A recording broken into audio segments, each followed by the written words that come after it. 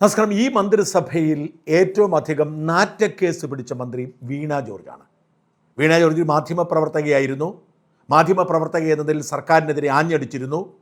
പക്ഷേ മാധ്യമപ്രവർത്തനവും രാഷ്ട്രീയവും രണ്ടാണെന്ന് അവർക്ക് ബോധ്യപ്പെട്ടത് ഇപ്പോൾ മന്ത്രിയായപ്പോഴാണ്. മാധ്യമപ്രവർത്തക എന്ന നിലയിൽ വാചകമടിക്കാൻ എളുപ്പമാണെങ്കിലും മന്ത്രി എന്ന നിലയിൽ പ്രവർത്തിക്കണമെങ്കിൽ ഗട്ട്സ് വേണം എന്നവർ ഇപ്പോഴാണ് തിരിച്ചറിഞ്ഞത്.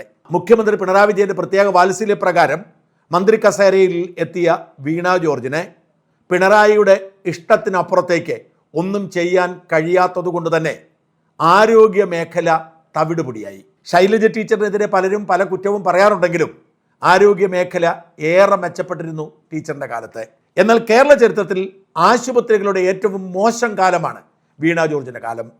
വീണ ജോർജിനെ നന്നായി വസ്ത്രം ധരിച്ച് നടക്കുക, വടിവത്ത ഭാഷയിൽ സംസാരിക്കുക, വിമർശിക്കുന്നവരോട് പക വീട്ടുക തുടങ്ങിയതല്ലാതെ ഉത്തരവാദിത്വ ബോധത്തോടെ ഭരണം നടത്താൻ അറിയില്ല.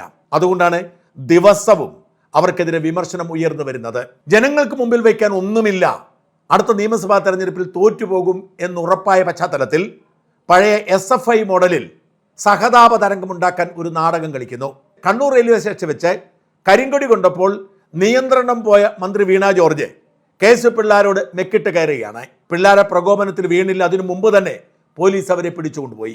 എന്നിട്ടും വീണ ജോർജിനെ മർദ്ദിച്ച് അവശയാക്കി, ശരീരത്തിൽ മുഴുവൻ പരിക്കേൽപ്പിച്ചു, കഴുത്തുളുക്കി എന്ന് പറഞ്ഞ് നേരെ ഐസിയുവിലാക്കുന്നു. നോക്കുക, വെറും ആശുപത്രിയിലാക്കിയത് ഐസിയുവിലാക്കുന്നു.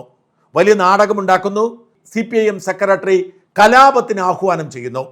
അങ്ങനെ കേരളത്തിൽ കോൺഗ്രസ് പാർട്ടി ഓഫീസുകൾ ആക്രമിക്കപ്പെടുന്നു. കേരളത്തിൽ ഉടനീളം അക്രമികൾ അഴിഞ്ഞാടുന്നു.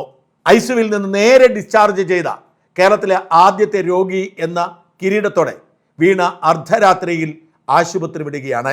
എങ്ങോട്ടാണ് മന്ത്രി പോയതെന്ന് ആർക്കും ഒരു നിശ്ചയവും ഉണ്ടായിരുന്നില്ല. വീണ ജോർജിനെ തുടർ ചികിത്സയ്ക്കായി തിരുവനന്തപുരം മെഡിക്കൽ കോളേജിൽ പ്രവേശിപ്പിക്കുമെന്നാണ് പത്രവാർത്തകൾ വന്നതെങ്കിലും പിന്നീട് അറിഞ്ഞു വീണ പത്തനംതിട്ടയിലെ വീട്ടിലുണ്ടെന്ന്. മന്ത്രിക്ക് വിശ്രമം വേണം എന്നായിരുന്നു അതുവരെ കേട്ട വാർത്ത. അതിനിടയിൽ ഇന്നലെ മന്ത്രി പ്രത്യക്ഷപ്പെട്ടു. പുറത്തിറങ്ങി എന്ന ടാഗ് ലൈനോടുകൂടി മന്ത്രിയുടെ രണ്ടാം വരവ് ആഘോഷമാക്കിയാണ് മന്ത്രിയുടെ സോഷ്യൽ മീഡിയ ഹാൻഡിലുകൾ ആഘോഷിച്ചത്. ഞാൻ വീഴ്വേ നിന്ന് നിനത്തായേ എന്ന രജനീകാന്തിൻ്റെ പ്രസിദ്ധമായ വാചകത്തോടുകൂടി മന്ത്രി ചീറിപ്പാഞ്ഞ് സ്റ്റേറ്റ് കാറിൽ വരുന്ന വീഡിയോ ദൃശ്യം. പിന്നാലെ അകമ്പടി വാഹനങ്ങളുണ്ട്. വാഹനത്തിന് ഡോർ തുറന്ന് പുറത്തേക്ക് ഇറങ്ങുന്നത് കഴുത്തിൽ കോളറിട്ട മന്ത്രി. പിന്നെ സ്ലോ മോഷൻ ദൃശ്യങ്ങളാണ്. അങ്ങനെ ഒരു ഓളം സൃഷ്ടിച്ച് സോഷ്യൽ മീഡിയയിൽ ഏറെ കയ്യടി നേടാൻ ഒരു ശ്രമം നടത്തി. പക്ഷെ പറഞ്ഞിട്ട് എന്താ കാര്യം? കണ്ണൂരിലെ പൊളിഞ്ഞുപോയ നാടകത്തിൻ്റെ തുടർച്ചയായി മന്ത്രിയെ ചീത്ത വിളിക്കുന്നവരിൽ CPMകാർ പോലും ഉൾപ്പെട്ടതുകൊണ്ട് ആരുടെയും പിന്തുണ കിട്ടിയില്ല. മന്ത്രി ഇന്നലെ പത്തനംതിട്ടയിലെ ഒരു പൊതുപരിപാടിയിൽ പങ്കെടുക്കുന്നു. ആരോഗ്യം ആനന്ദം എന്ന പേരിൽ ഒരു പൊതുപരിപാടിയാണ്. കഴിഞ്ഞ കുറേ ദിവസമായി പത്തനംതിട്ടയിൽ നടന്നുകൊണ്ടിരിക്കുന്ന ഈ പരിപാടിയിൽ മന്ത്രി എത്തുമ്പോൾ സദസ്സിലുണ്ടായിരുന്ന ആളുകളുടെ എണ്ണം സ്റ്റേജിലുണ്ടായിരുന്നവരെക്കാൾ കുറവായിരുന്നു. എന്ന് വെച്ചാൽ സദസ്സിൽ ഒരു 10 പേരിൽ കൂടുതൽ ഉണ്ടായിരുന്നില്ല എന്ന് ഏഷ്യാനെറ്റ് അടക്കമുള്ള റിപ്പോർട്ട് ചെയ്യുന്നു. ഈ വേദിയിൽ മന്ത്രിയും നഗരത്തിലെ കൗൺസിലർമാരടക്കമുള്ള ആളുകളും ഉണ്ടായിരുന്നു. ഒരു 1-2 CPM നേതാക്കന്മാരുമുണ്ട്. എന്നാൽ സദസ്സിൽ CPM പ്രവർത്തകർ പോലും എത്തിയില്ല എന്നുള്ളതാണ്. പ്രത്യേകിച്ച് ഒരു ഉദ്ഘാടന പരിപാടി അത് കൃത്യമായി തന്നെ അറിയിപ്പ് നൽകി സാധാരണ പാർട്ടി പ്രവർത്തകരടക്കം, പ്രത്യേകിച്ച് ഒരു ഇലക്ഷൻ സമയത്തിലേക്ക് പോകുമ്പോൾ ഒരു മന്ത്രിയുടെ പരിപാടിയാകുമ്പോൾ പ്രത്യേകിച്ച് ഒരു ഇലക്ഷൻ സമയം കൂടിയാണ്. അപ്പോൾ ആ ഉദ്ഘാടന ചടങ്ങിനായി ആളുകൾ എത്തേണ്ടതാണ്. പക്ഷെ പാർട്ടി പ്രവർത്തകരെ പോലും കാണാൻ കഴിഞ്ഞില്ല. ഏറ്റവും പിൻനിരയിലായി 5 പോലീസുകാർ ഉണ്ടായിരുന്നു. ഏറ്റവും മുൻനിരയിലായി വിരലിലെണ്ണാവുന്ന കുറച്ച് ആളുകൾ ഉണ്ടായിരുന്നു. ഒരുപക്ഷെ ഉദ്യോഗസ്ഥന്മാരോ മറ്റോ ആകാം. അല്ലാതെ പാർട്ടി പ്രവർത്തകരോ അല്ലെങ്കിൽ മറ്റുള്ളവരോ ആ പരിപാടിയിലേക്ക് എത്തിയില്ല എന്നുള്ളതാണ് ശ്രദ്ധേയമായ കാര്യം. മന്ത്രിയുടെ പ്രസംഗത്തിന് തുടക്കമായിരുന്നത്. അപ്പോഴേക്കും ഓടിച്ചിട്ട് ആളെ കൊണ്ടുവന്നു. 10-70 പേരെ ഒപ്പിച്ചെടുക്കാൻ കഴിഞ്ഞു. ആലോചിച്ച് നോക്കൂ, ഈ സർക്കാരിലെ ഒരു മന്ത്രിയുടെ അവസ്ഥയാണ്. ആ നാടകം അടിമുടി ചീറ്റിയതോടെ മന്ത്രിയുടെ വിശ്വാസ്യത ഇല്ലാതായിരിക്കുന്നു.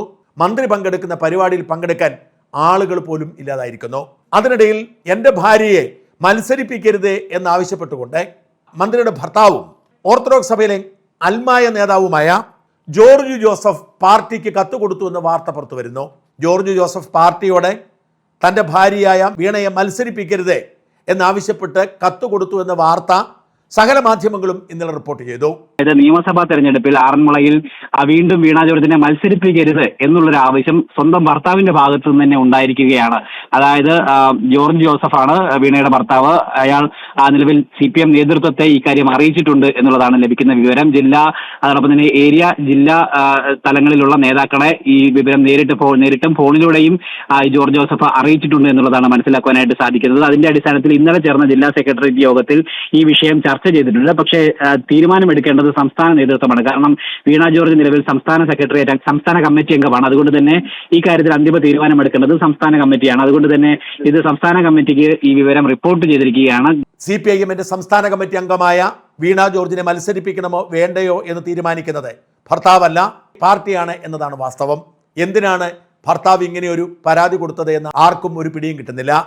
മത്സരിച്ചാൽ തൻ്റെ ഭാര്യ 8 നിലയിൽ പൊട്ടിപ്പോകും എന്ന് ഉറപ്പുള്ളതുകൊണ്ട് ആ നാണക്കേട് ഒഴിവാക്കാൻ വേണ്ടി നടത്തിയ നീക്കമാണോ, അതോ മത്സരിക്കുന്നില്ല എന്ന് പറഞ്ഞ് സമ്മർദ്ദം ചെലുത്തി അയ്യോ അമ്മയെ പോവല്ലേ എന്ന് പറയിപ്പിച്ച് കൂടുതൽ ഫണ്ട് കൈപ്പറ്റാനുള്ള നീക്കമാണോ എന്നറിയില്ല.